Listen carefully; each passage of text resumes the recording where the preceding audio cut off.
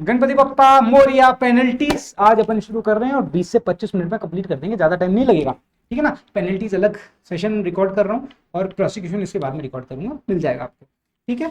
चलो अब देखो पेनल्टीज के अंदर क्या है, कुछ नहीं है, मैं जो भी इंपॉर्टेंट पेनल्टीज है वो यहाँ पे करा रहा हूँ, ठीक है ना। सबसे पहले मैं आपको करा रहा हूँ 271 ए बी सी डी। क्या याद करने की जरूरत है क्या? कुछ याद नहीं करना भाई, मैं हूँ ना, काय को टेंशन ले रहे हो।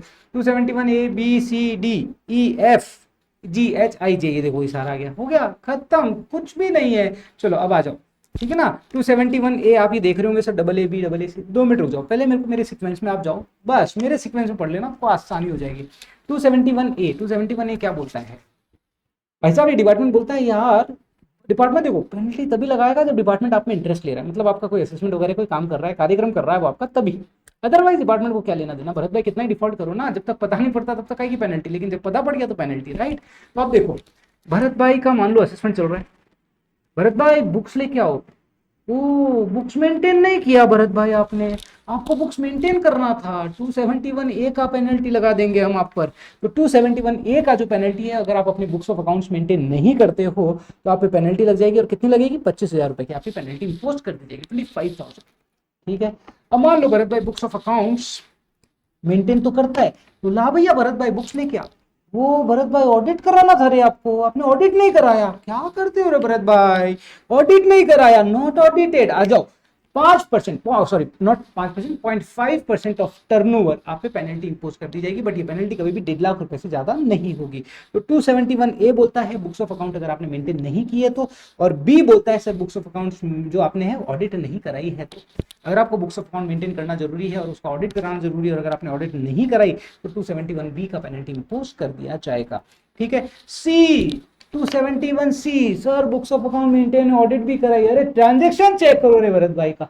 सी अरे रे रे टीडीएस कट नहीं किया भरत भाई, क्या करते हो? सी से टीडीएस कट करना था, टीडीएस डिडक्ट करना था, आपने टीडीएस डिडक्ट नहीं किया। आ जाओ भरत भाई, टीडीएस नॉट डिडक्टेड, तो जितना अमाउंट का टीडीएस आपने डिडक्ट नहीं किया है वो पेनल्टी आप पे इंपोज कर दी जाएगी 271 सी के अकॉर्डिंग, ठीक है। फिर आते हैं 271 डी, ये कंप्लीट।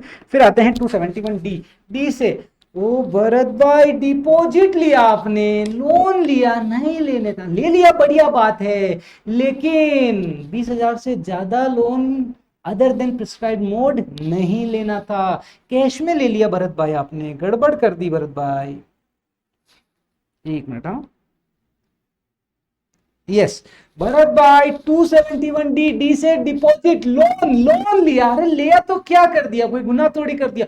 नहीं भरत भाई 269 एसएस में बोला हुआ है कि अगर आप लोन डिपॉजिट या कोई स्पेसिफाइड सम लेते हो तो 20,000 से ज्यादा अगर आप ले रहे हो तो it should be through prescribed mode, prescribe mode के अलावा नहीं ले सकते। भरत भाई आपने प्रिस्क्राइब मोड के अलावा ले लिया, गलत कर दिया भरत भाई, पेनल्टी देने पड़ेगा। डी से डिपॉजिट या लोन लिया हो आपने other than the prescribe mode, जो 269 एसएस का रेस्ट्रिक्शन है, वहां 269 एसएस का रेस्ट्रिक्शन क्या है कि अगर आप कोई भी लोन ले रहे हो, डिपॉजिट ले रहे हो, स्पेसिफाइड सम ले रहे हो, तो it should be through prescribed electronic mode, अगर 20,000 से ज्यादा है तो, अगर 20,000 से ज्यादा है तो, ठीक है ना। अगर आपने 20,000 से ज्यादा लिया और मान लो कैश में ले लिया, कैश कभी प्रिस्क्राइब मोड नहीं होता है, कैश में ले लिया तो इट इज डिफॉल्ट। मान लो मैंने 2 लाख रुपए या 10 लाख रुपए का लोन ले लिया, कैसे? कैश में ले लिया, इट इज डिफॉल्ट 269 एसएस का। तो अगर मैंने डिफॉल्ट किया है, ठीक है ना, तो ये 271 डी में मेरे पे पेनल्टी लग जाएगी इक्वल अमाउंट की, इक्वल अमाउंट की, ठीक है ना, समझ में आ रहा?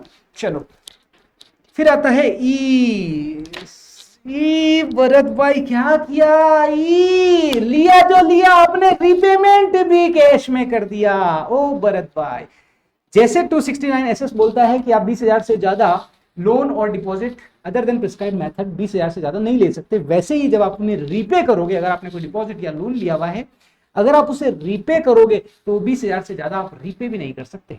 Sorry, other than prescribe method आप 20,000 से ज्यादा रीपे भी नहीं कर सकते। भरत भाई आपने 10 लाख का लोन लिया, 10 लाख कैश में दे दिया, भरत भाई लग गई आपकी, तो लोहिया 271 ई के अंदर एक और पेनल्टी ठुक जाएगी, 271 ई के अंदर आप पे एक पेनल्टी और लग जाएगी। डी से क्या था? डिपॉजिट लिया, डिपॉजिट या लोन अगर आप ले रहे हो, राइट, 269 एसएस का कॉन्ट्रावेंशन करके।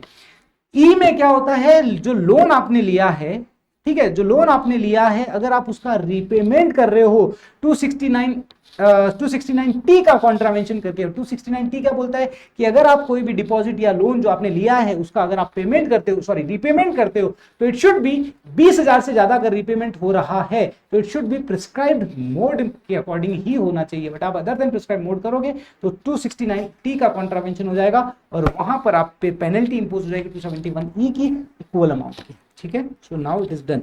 डी से डिपॉजिट या लोन लिया, ई क्या करते हो भरत भाई, रीपेमेंट भी कैश में कर दिया, गलत भाई गलत। चलो आ जाओ, फिर आता है एफ। एफ में एक्चुअली कुछ भी नहीं है, एफ में कुछ भी नहीं है, तो ई तक हो गया ना।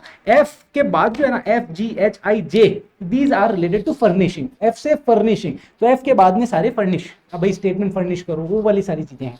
ठीक है, तो एफ में क्या आ गया आपकी, एफ, एफ तो नहीं है, एफ ए और एफ डबल ए। ठीक है ना, 271 एफ ए और F double A. F A में क्या बोला है कि ये बोलता है कि अगर आपको statement of the financial transactions या वो जो कुछ रिपोर्टेड अकाउंट्स होते हैं जो आपको रिपोर्ट करने होते हैं, अकाउंट टू बी रिपोर्टेड, जो आपको रिपोर्ट करने होते हैं, मतलब हाई वैल्यू आइटम्स होते हैं, जो इनकम टैक्स डिपार्टमेंट बोलता है कि भैया ये हमें दिखाओ, तुमने अगर ड्यूरिंग द प्रीवियस ईयर अगर सर्टेन ट्रांजैक्शंस किए हैं तो हमें बताओ। ठीक है ना, आपको उसका स्टेटमेंट फर्निश करना होता है। जिस भी प्रीवियस ईयर से रिलेटेड है, जैसे ही वो प्रीवियस ईयर खत्म हो जाता है उस प्रीवियस ईयर के अगली वाली 31 मई तक, मतलब असेसमेंट ईयर की 31 मई तक आपको स्टेटमेंट फर्निश करना होता है। अगर आपने फर्निश नहीं किया तो एफ ए के अंदर पेनल्टी लग जाएगी। ठीक है, एफ ए के अंदर 271 एफ ए के अंदर पेनल्टी लग जाएगी। मतलब आपको स्टेटमेंट फर्निश करना था 31 मई तक, आपने फर्निश नहीं किया तो ड्यू डेट के बाद से 31 मई के बाद से आप पे 500 रुपए पेनल्टी लगना स्टार्ट हो जाएगी। ठीक है, till the date of notice period, जो आपको नोटिस पीरियड दिया हुआ है तब तक। लेकिन अगर आप नोटिस पीरियड के बाद भी डिफॉल्ट कंटिन्यू रखते हैं, नोटिस पीरियड मतलब आपको एक नोटिस दिया हुआ कि इस डेट तक आप दे दो, नोटिस आ गया, उसके बाद भी आपको एक डेट दे दी है, कट ऑफ डेट, कि भैया मान लो 31 मई से आपको कट ऑफ डेट दे दी, भैया जुलाई तक आप कर देना। आपने जुलाई तक नोटिस टाइम ड्यूरेशन में दिया कि जुलाई तक आप हमें स्टेटमेंट फर्निश कर देना, तो 31 मई से 1 जून से जुलाई तक, 1 जून से जुलाई तक तो आप पे 500 रुपए पर डे के हिसाब से पेनल्टी लग जाएगी। लेकिन अगर जुलाई के बाद 31 जुलाई के बाद भी आपका डिफॉल्ट कंटिन्यू रहता है तो फिर डबल हो जाएगी पेनल्टी, 100,000 रुपीज पर डे। ठीक है, ये तो हो गया आपका स्टेटमेंट, आपने फर्निश ही नहीं किया। सर आपने फर्निश किया लेकिन गलत किया, धोखा धोखा, धोखे पे छोड़ेंगे नहीं। मतलब हमें डेढ़ होशियार, मतलब डेढ़ होशियार बनने की कोशिश कर, देखो होशियार होता है ना, होशियार और डेढ़ होशियार। आप जब तक होशियार हो कोई टेंशन नहीं है, लेकिन आप डेढ़ होशियार बनने की कोशिश करोगे सामने वाला भड़क जाएगा, तो डिपार्टमेंट भी भड़क गया। डेढ़ होशियार बनने की कोशिश करता है तो मेरे को स्टेटमेंट दे रहा है बट इनएक्यूरेट स्टेटमेंट दे रहा है, राइट। एफए में क्या था, आपको अपना स्टेटमेंट फर्निश करना होता था, जो भी हाई वैल्यू आइटम है इससे हम बोलते हैं statement of the financial transaction या अकाउंट टू बी रिपोर्टेड, जो अकाउंट्स उनको रिपोर्ट करने होते हैं। ठीक है ना, उनको आप उनके लिए उनके रिलेटेड आपको स्टेटमेंट फर्निश करना था, आपने फर्निश नहीं किया तो एफए में आ गए। लेकिन आप डेढ़ होशियारी कर रहे हो, गलत फर्निश कर रहे हो, एफ डबल ए में आ जाओगे और आपकी जो पेनल्टी होगी that will be 50,000 rupees. I hope this is clear. चलो 271G, this is related to transfer pricing, तो मैं आपको भी सेपरेटली बताऊंगा ये। और एच और आई कोई खास इंपॉर्टेंट नहीं है, these are related to TDS. ठीक है ना, एच और आई कोई खास नहीं है, टीडीएस और टीसीएस का है। ठीक है ना, तो ये कोई खास बात नहीं है, इसको छोड़ दो, जो इंपॉर्टेंट है उसी पे कनेक्ट कर रहा हूं मैं ज्यादा। फिर आता है 271J, जे से फर्निश, यहाँ जी में भी फर्निश ही होगा, मैं बताऊंगा अभी। जे में क्या है, ये कहता है फर्निश इनएक्यूरेट रिपोर्ट और इन्फॉर्मेशन। ये कहता है कि अगर आपको कोई भी अकाउंट, कोई भी रिपोर्ट, सर्टिफिकेट, ठीक है ना, चार्टर्ड अकाउंटेंट का सर्टिफिकेट, ये सब देने होते हैं कहीं कहीं पर, तो आप क्या कर रहे हो, इनएक्यूरेट दे रहे हो। इनएक्यूरेट दे रहे हो तो 10,000 रुपए की पेनल्टी आप पर इंपोज हो जाएगी, राइट। तो हमने क्या देखा, 271A B C D E, F में नहीं था, एफ ए और F double A. G H I मैंने आपको बोला कि जी बाद में बताऊंगा, एच आई इग्नोर कर दो। जे मैंने आपको भी बता दिया। तो आ जाओ ए, अरे बुक्स ऑफ अकाउंट्स में नहीं रखा रे तूने, बुक्स ऑफ अकाउंट मेंटेन नहीं किया, आजा। तो सबसे पहले 271A में आप पे पेनल्टी लग जाएगी 25,000 रुपए की। अब देखो, अगर तेरे पास बुक्स ऑफ अकाउंट नहीं है और तेरी एसेट्स, मोटी मोटी एसेट्स हमको मिल गई, भैया तूने एसेट्स खरीद रखी है और बताता नहीं है तू, अरे सर बुक्स ही नहीं है, हाँ मतलब अनडिस्क्लोज, तूने डिस्क्लोज ही नहीं किया, आजा भैया आजा। अगर तेरी कोई भी अनडिस्क्लोज्ड इनकम हमें आइडेंटिफाइड होती है तो देखना, अब देखना 271AA, 271AA, बस यहाँ नया क्या है, BCD, ठीक है ना। तो 271AA triple A, 271AA, 271AC। B में है अनडिस्क्लोज्ड इनकम। अगर आपकी कोई भी अनडिस्क्लोज्ड इनकम है, आपने डिस्क्लोज नहीं करी, है ना। अगर आपकी कोई भी अनडिस्क्लोज्ड इनकम है तो उन्होंने बोला है कि 30% और 60% ऑफ द अनडिस्क्लोज्ड इनकम, जो भी आपकी अनडिस्क्लोज्ड इनकम है उसका 30% या 60% आप पे पेनल्टी इंपोज कर दी जाएगी 271AA बी के अंदर।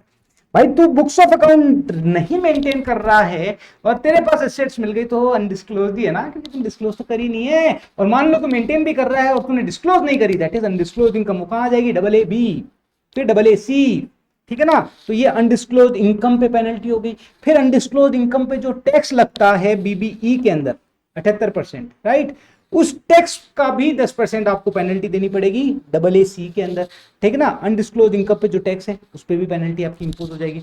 और आपने अगर कोई फॉल्स एंट्री, गलत एंट्री दिखाई है तो उस पर भी डबल ए डी के अंदर पेनल्टी इंपोज हो जाएगी। I think this is fine, clear, I hope this is clear. तो देखो double A B, double A C, double A D. Double A B undisclose income पर लगा दो भैया 30% या 60% का, मैं बताऊंगा कहां पर 30% होगा, कहां पर 60% होगा।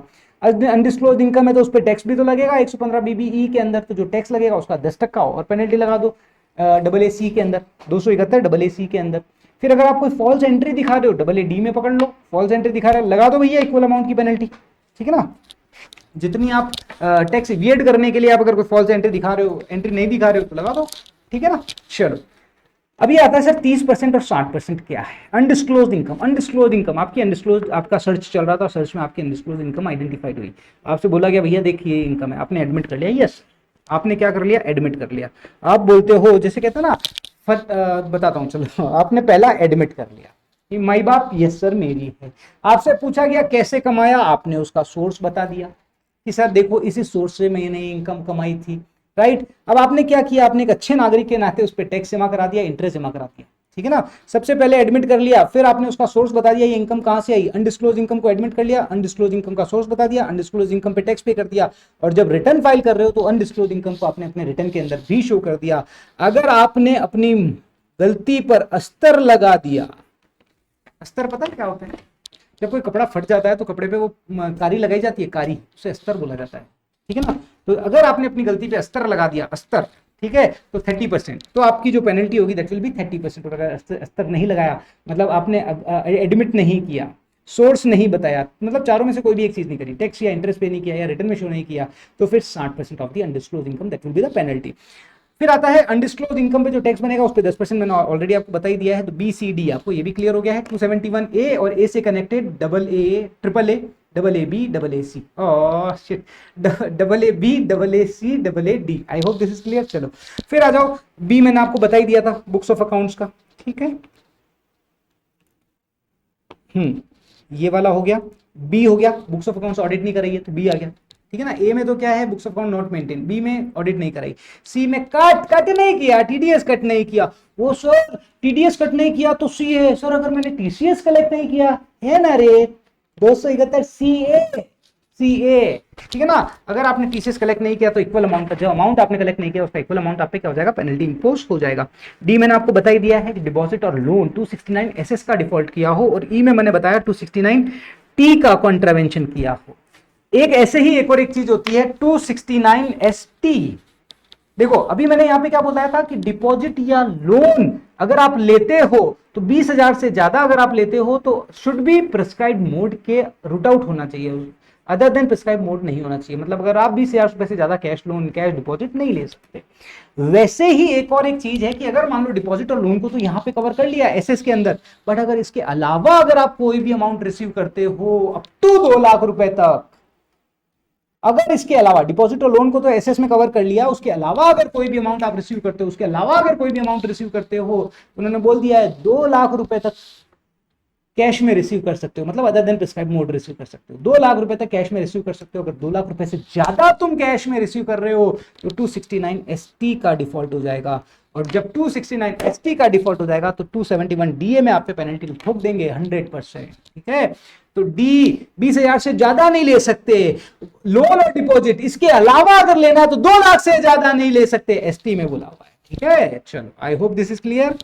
ई में क्या हुआ है? डिपॉजिट और लोन का पेमेंट। अब देखो ये डीए में आपका कंफ्यूजन आ रहा होगा, सर क्या चीज आती है? Let's assume purchase, oh sorry मैंने आपको माल बेचा है ना, मैंने आपको माल बेचा, माल 1 नंबर में बेचा, मैं अपनी बुक्स में दिखा रहा हूँ कि भैया देखो 4 लाख के अंदर माल बेचा और भाई ने मेरे को 4 लाख कैश दे दिया, मैंने रिसीव कर लिया, भले ही मैं अपनी बुक्स में दिखा रहा हूँ, लेकिन गलत है, मेरे को 271 DA का पेनल्टी इंपोज हो जाएगा। ठीक है, इक्वल अमाउंट। ठीक है, मना कर रखा है ना, 2 लाख रुपए से ज्यादा आप कैश ले ही नहीं सकते। चलो 271E, डेप्रिसिएशन, और सॉरी डेप्रिसिएशन क्या, डिपॉजिट और लोन, ये तो मैंने आपको बता ही दिया था, है ना। चलो ये भी मैंने आपको बता ही दिया था, एफ में FA और FAA भी बता दिया था।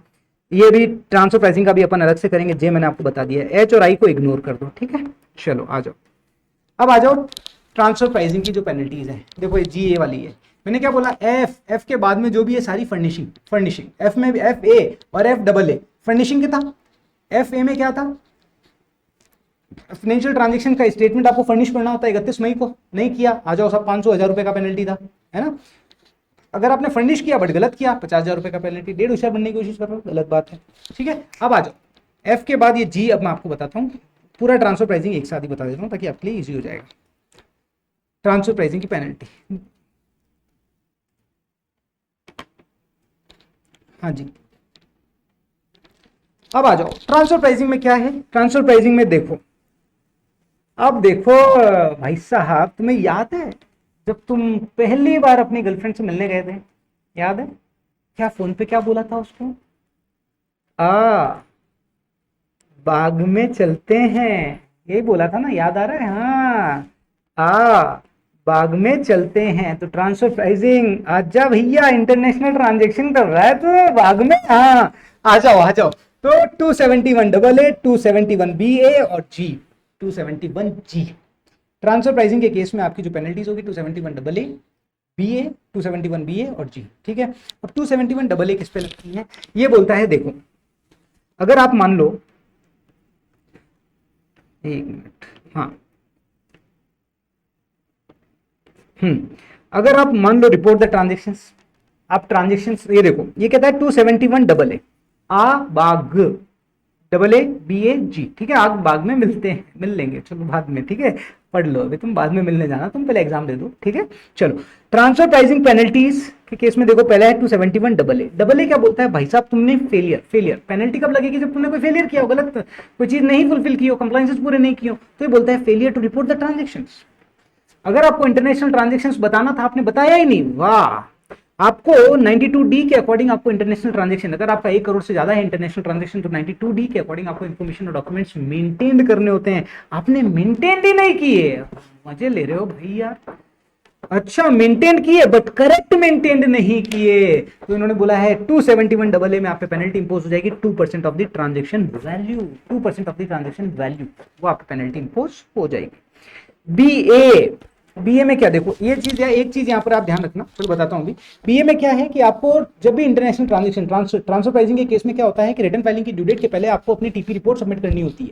ठीक है, आपने सीए की चार्टर्ड अकाउंटेंट की रिपोर्ट सबमिट नहीं करी, वो चार्टर्ड अकाउंटेंट के द्वारा सर्टिफाइड होती है, वो आपने सबमिट नहीं करी, तो 92E के अकॉर्डिंग आपको सीए की रिपोर्ट सबमिट करनी होती है। अगर आपने नहीं करी, 2% ऑफ द ट्रांजेक्शन वैल्यू वो आप पर पेनल्टी इंपोज कर दी जाएगी।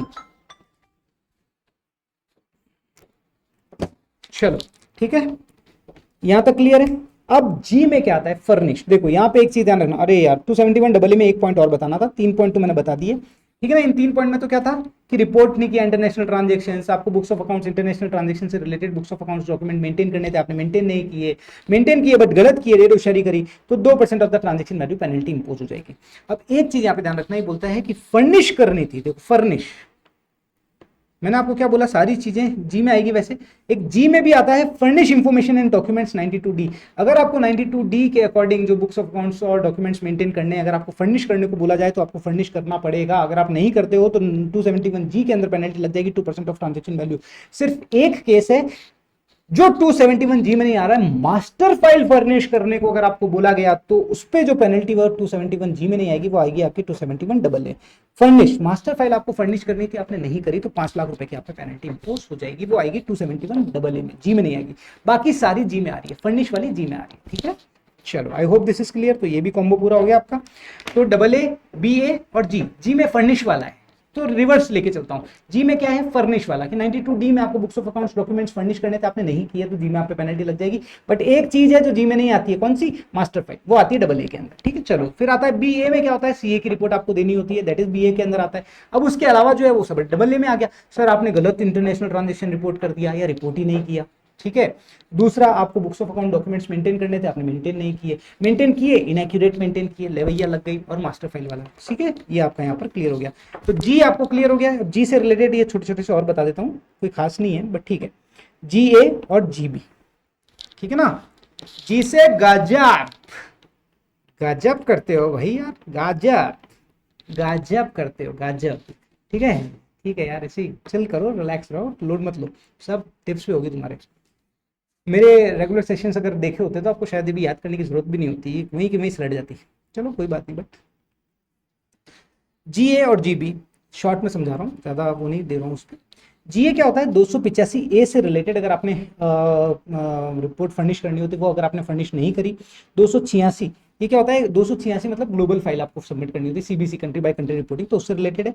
और 285A जो होता है ना, वो होता है आपका वो बोलते हैं ना आपका इंडिया एसेट्स, मतलब आपकी एसेट्स। ये कहता है any interest shares of foreign assets जिसकी वैल्यू डिराइव्ड हो रही है बिकॉज ऑफ इंडियन एसेट्स। तो ये आपको इंडियन कंसर्न को बताना पड़ेगा डिपार्टमेंट को कि value derive from the Indian assets, right. वो 285A में होता है, 285A में होता है। तो अगर उससे रिलेटेड आपको स्टेटमेंट फर्निश करना था, रिपोर्ट फर्निश करनी थी, आपने नहीं करी, फेलियर, तो 2% of the transaction value, inaccurate करी तो 5 लाख, ठीक है। इनएक्यूरेट करी तो 5 लाख रुपए। ये आता है कंट्री बाय कंट्री रिपोर्टिंग, अगर आपको 1 महीने तक करना था, अगर आप नहीं करते हो तो 5,000 रुपए पर डे, उसके बाद में 15,000 रुपए पर डे। आपको नोटिस भेजा गया कि भाई country by country reporting file करो, उसके बाद भी नहीं करते हो, नोटिस भेजने के बाद, ऑर्डर के बाद 50,000 रुपए पर डे की पेनल्टी आप पे इंपोज हो जाएगी। देखो 285A मतलब क्या है, ये जो 285A का मैं बता रहा था, GA और GB, ठीक है। 285, 286, 285A और 286, ये बोलता है शेयर और इंटरेस्ट ऑफ कंपनी, शेयर और interest of company outside India derive it's value directly indirectly from Indian assets located in India. तो ये कहता है जो इंडियन कंसर्न है ना, उसको बताना पड़ेगा कि भाई इंडियन एसेट से वैल्यू डिराइव हो रही है, ठीक है ना। कोई भी फॉरेन एंटिटी की जो वैल्यू है वो डिराइव हो रही है इंडियन एसेट से, ये इंडियन कंसर्न को बताना पड़ेगा। अगर वो नहीं बताती है तो 2% ऑफ द ट्रांजेक्शन वैल्यू या 5 लाख रुपए का पेनल्टी उस पर इंपोज हो जाएगा GA के अंदर। और GB के अंदर CBC country by country reporting 5,000, 15,000, और अगर ऑर्डर के बाद भी है तो 50,000 रुपए की पेनल्टी आपकी इंपोज हो जाएगी। आई hope this is clear, right. तो 22 मिनट के अंदर अपन ने ये कर लिया है। आपको छोटा सा है 270A बता देता हूँ, that is the last penalty जो इंपॉर्टेंट है, बाकी तो फर्जी है सारे, ठीक है ना। बस ये इतना करके चले जाओ और सब याद हो गया होगा मेरे हिसाब से। आपको कोई याद करने की जरूरत क्या है, जबरदस्ती परेशान होते हो यार तुम। ये रे बाबा, अरे बाबा, परेश रावल की एक्टिंग करूं क्या। ये रे बाबू राव, बाबू राव बोलता है, क्या बोलता है, ये पेनल्टी दिमाग नहीं लगाने का, रिलैक्स रहने का रे बाबा, टेंशन नहीं लेने का, ठीक है। रिलैक्स रहो यार, एंजॉय करो। अरे मेरी कई बच्चों से बात हुई थी, वो बोल रहे थे टेंशन में आ गए थे, सर मैं पेपर दूं ना। तुम्हारे क्या रे, क्या को टेंशन लेता है, पेपर दिया, फाड़ के फेंक, नक्की कर, आगे का सोच, हो गया जो हो गया, क्या उखाड़ लेंगे अपन, जो होना था वो हो गया, अच्छा होगा बुरा होगा ऊपर वाले पे छोड़ दो, गेम खत्म, बस दैट्स इट। अपना गेम नहीं है मैं सोचूं कि मेरा क्या हुआ क्या नहीं हुआ, वो जो सोचना है ऊपर वाले को सोचने दो। मेरा काम है कर्म करना, मैं कर्म करता रहूंगा, बाकी ऊपर वाले के हाथ में, दैट्स इट। चलो आ जाओ 270A, under reported income. 270A का जो पेनल्टी लगता है ना, under reported income. Under reported income क्या है भाई, मैंने अपनी इनकम बताई 5 लाख रुपया, मैंने इनकम बताई 5 लाख रुपया, ले भैया 5 लाख पे टैक्स। डिपार्टमेंट बोला 1.5 छाना है, कह रहे तू 1.5 छाना है, तेरी इनकम 5 लाख नहीं है, तेरे 25 लाख रुपया इनकम है। तो डिपार्टमेंट ने मेरी इनकम असेस कितनी करी, 25 लाख रुपया, मैंने कितनी बताई थी, 5 लाख रुपया। So what is under reported income, 20 lakh रुपया, that is under reported income, that's it यार, दैट्स इट। इतना सिंपल है, काय को इतना लोड लेते हो, ठीक है ना। अंडर रिपोर्टेड इनकम मतलब मैंने अपनी इनकम बताई 5 लाख रुपया, डिपार्टमेंट ने कहा नहीं तेरी इनकम 5 लाख रुपया नहीं है, मैंने अपनी इनकम बताई 5 लाख रुपए, 5 लाख पे टैक्स पे कर दिया, समझना। डिपार्टमेंट ने कहा नहीं नहीं नहीं नहीं, डिपार्टमेंट कब कहेगा, जब वो मेरा असेसमेंट करेगा। असेसमेंट कौन सा होता है, 143 के अंदर होता है, 143(3) में, 144 में, 147 में, राइट। 143(1) वो असेसमेंट नहीं होता, ये चीज ध्यान रखना। 143(1) तो ऑटोमेटेड प्रोसेस होता है, दैट इज मेरा पार्ट ऑफ माय रिटर्न। जैसे ही मैं रिटर्न सबमिट करता हूं ऑटोमेटेड चेक होता है, मान लो मैंने 4 लाख रुपए इनकम बताई, ऑटोमेटेड चेक हुआ, बोले भैया आप 1 लाख रुपए कम दिखा रहे हो भरत भैया, क्या करते हो, 1 लाख और दिखाओ।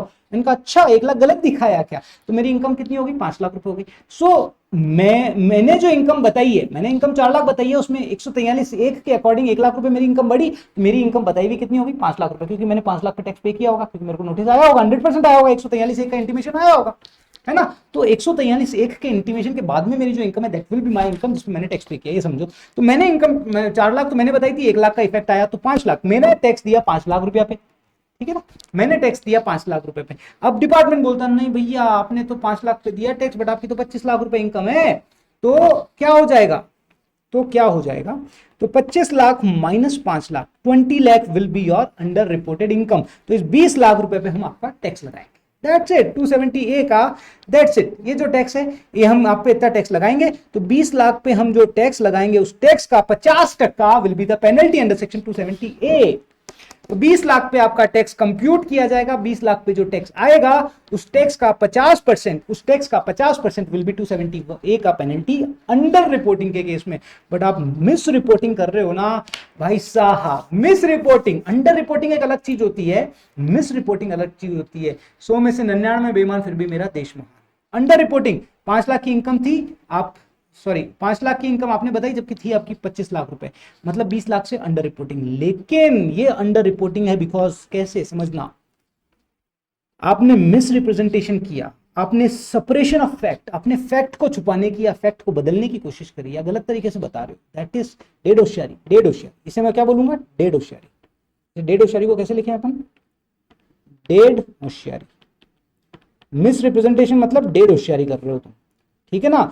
मिस रिप्रेजेंटेशन और separation of fact, failure to record, आपने कोई इन्वेस्टमेंट किया, रिकॉर्ड नहीं किया, आपको कोई पैसा मिला जो इनकम होना चाहिए, आपने रिकॉर्ड ही नहीं करी, आपने कोई इंटरनेशनल ट्रांजैक्शन था, रिकॉर्ड ही नहीं किया, या तो डीम्ड इंटरनेशनल ट्रांजैक्शन या स्पेसिफाइड डोमेस्टिक ट्रांजैक्शन, ठीक है ना, आपने रिकॉर्ड ही नहीं किया, ठीक है।